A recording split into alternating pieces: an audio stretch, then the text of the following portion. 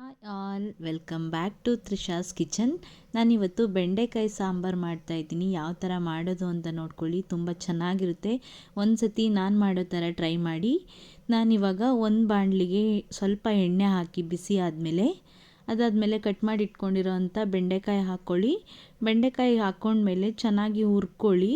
ಎಣ್ಣೆ ಯಾಕೆ ಹಾಕಬೇಕು ಅಂದರೆ ಬೆಂಡೆಕಾಯಿ ಲೋಳೆ ಲೋಳೆ ಆಗಬಾರ್ದಲ್ಲ, ಅದಕ್ಕೋಸ್ಕರ ನೋಡಿ ಈ ಥರ ಹುರ್ಕೊಂಡಾಗಿ ಒಂದು ಕಡೆ ಎತ್ತಿಟ್ಕೊಳ್ಳಿ. ಅದಾದಮೇಲೆ ಒಂದು ಕಪ್ಗೆ ನಾನು ಸ್ವಲ್ಪ ಹುಣಸೆಹಣ್ಣು ತಗೊಂಡು ನೀರು ಹಾಕಿ ನೆನೆಸೆತ್ತಿಡ್ತಾ ಇದ್ದೀನಿ.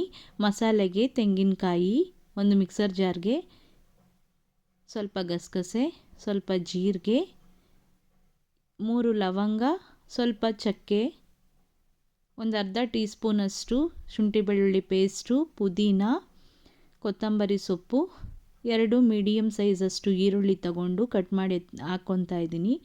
ಒಂದೇ ಒಂದು ಟೊಮೊಟೊ ನೋಡಿ ರುಬ್ಕೊಂಡು ಒಂದು ಬೌಲ್ಗೆ ಹಾಕ್ಕೊಳ್ಳಿ ರುಬ್ಬಿರೋ ಮಸಾಲೆನ.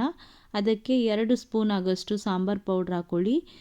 ಹಾಕ್ಕೊಂಡಾದಮೇಲೆ ಮಿಕ್ಸಿಯಲ್ಲಿರುತ್ತಲ್ಲ ಮಿಕ್ಕಿರೋ ನೀರನ್ನ ತೊಳ್ಕೊಂಡು ಅಲ್ಲಿಗೆ ಹಾಕ್ಕೊಳ್ಳಿ. ಅದಾದಮೇಲೆ ಕಲಸಿ ಎತ್ತಿಟ್ಕೊಂಡಿದ್ದಂಥ ಹುಣಸೆ ಹುಳಿ ಹಾಕ್ಕೊಂಡು ಚೆನ್ನಾಗಿ ಮಿಕ್ಸ್ ಮಾಡಿಕೊಂಡು ಸಾಂಬಾರು ಮಾಡೋಕ್ಕೆ ಒಂದು ಬಾಣಲೆ ಇಟ್ಕೊಂಡು, ಬಾಣಲೆ ಬಿಸಿ ಆದಮೇಲೆ ಎಣ್ಣೆ, ಈರುಳ್ಳಿ, ಕರಿಬೇವು ಹಾಕ್ಕೊಳ್ಳಿ. ಚೆನ್ನಾಗಿ ಫ್ರೈ ಮಾಡಿಕೊಂಡು ನಾವು ಕಲಸಿ ಎತ್ತಿಟ್ಕೊಂಡಿದ್ದಂಥ ಮಸಾಲೆ ಹಾಕ್ಕೊಳ್ಳೋಣ. ಮಸಾಲೆ, ಸಾಂಬಾರು ಪೌಡ್ರೆಲ್ಲ ಕಲಸಿ ಎತ್ತಿಟ್ಕೊಂಡಿದ್ವಲ್ಲ, ಹುಳಿ ಅದೆಲ್ಲ ಸೇರಿಸಿ ಹಾಕಿ ಚೆನ್ನಾಗಿ ಮಿಕ್ಸ್ ಮಾಡಿಕೊಂಡು ಕುದಿಯೋಕ್ಕೆ ಬಿಡೋಣ. ನೋಡಿ ನಿಮಗೆ ಎಷ್ಟು ತೆಳು ಬೇಕು, ಗಟ್ಟಿ ಬೇಕು ಅಂತ, ನಿಮಗೆ ಎಷ್ಟು ಜನಕ್ಕೆ ಮಾಡ್ತೀವಿ ಅನ್ನೋದನ್ನ ನೋಡಿ ಈ ಥರ ಮಾಡ್ಕೊಳ್ಳಿ.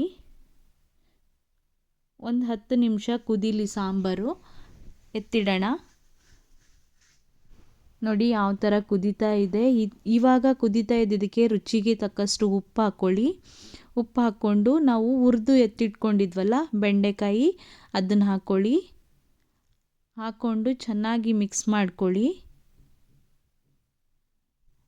ಮಿಕ್ಸ್ ಮಾಡ್ಕೊಂಡಾದಮೇಲೆ ಒಂದು 5 ನಿಮಿಷ ಬೇಯೋಕ್ಕೆ ಬಿಡಬೇಕು ಇದನ್ನು.